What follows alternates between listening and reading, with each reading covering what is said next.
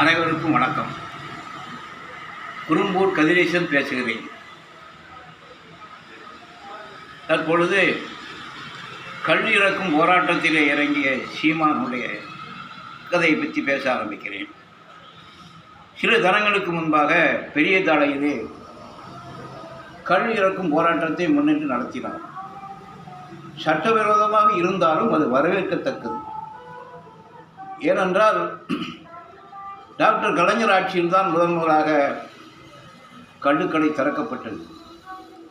1969 பேரறிஞர் அண்ணா மறைவுக்கு பின்னால் கலைஞர் பதவி முதலமைச்சர் ஆகின்ற பொழுது களத்துமேடு, ஆத்தோரம், சுடுகாடு இப்படி பல இடங்களிலே கள்ளச்சாராயம் காய்ச்சி விற்பனை ஜோராக நடந்திருந்தது. அதை கலைஞர் கவனத்திற்கு கொண்டு போனதும் அரசுக்குரிய வருமானமும் வரமாட்டுக்கு கள்ளச்சாரம் பெருக்கெடுத்து ஓடுது என்பதற்காக கள்ளுக்கடை திறக்க ஆரம்பித்தார். அதை ஏலம் விட்டு நடத்தினார்.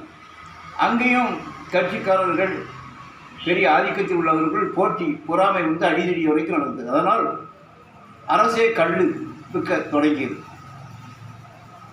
அதனால் கள்ளு அவர் காலத்திலே கொண்டு வரும்போது பின்னால் வந்தது மதுக்கடை, சாராயக்கடை, பிராந்தி ஷாப் இப்படி என்று டாஸ்மாக மாறிவிட்டது. சும்மா அது எம்ஜிஆர் ஆட்சியும் தொடர்ந்தது.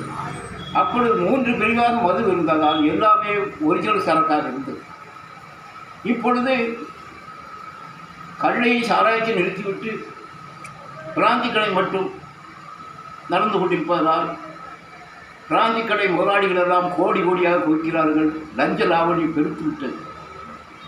கலைஞர் ஆட்சியில் விற்கப்பட்ட பொருள் அனைத்தும் மது எல்லாம் சுத்தமாக இருந்தது, தரமாக இருந்தது. அதே போன்று எம்ஜிஆர் ஆட்சியில் சாராயம், கட்டு எல்லாம் இருந்தது. அப்பொழுதும் இந்த மாதிரி கிரிமினல் வழக்குகள் அதிகமாக இல்லை. அவன் பொருளாதாரத்துக்கு தகுந்த மாதிரி அவன் அடிச்சுட்டு போகிறான். ஒரு சீட்டு கட்டி பந்தினா 40 ரூபா 50 ரூபா இருக்கும். ஒரு கோட்டை 170 ரூபா 2 நேரம் கோட்டை அடித்து அது 350 காதி. அப்போ ஏழை ஒரு நாளைக்கு 500 ரூபா உழைக்கிறோம், 2 நேரம் பிராந்தி அடித்தானா 300 ரூபா காதி. அப்போ ஒரு சீட்டு கல் 50 ரூபாவோட முடியுது. இயற்கையான பானம். அதனால் முத்துவேலர் டாக்டர் கருணாநிதியின் மகனாகிய மாண்புமிகு முதலமைச்சர் ஸ்டாலின் அவருக்கு நான் வேண்டுவது, விரைவாக கள்ளுக்கடையும் சாராய கடையையும் துறப்பதற்கு அனுமதியுங்கள். இல்லை என்றால் உங்களுக்கு வாக்குகள் விழாது. சீமானுடைய போராட்டம் சட்டவிரோதமாக இருந்தாலும் வரவேற்கத்தக்கது. மனோகர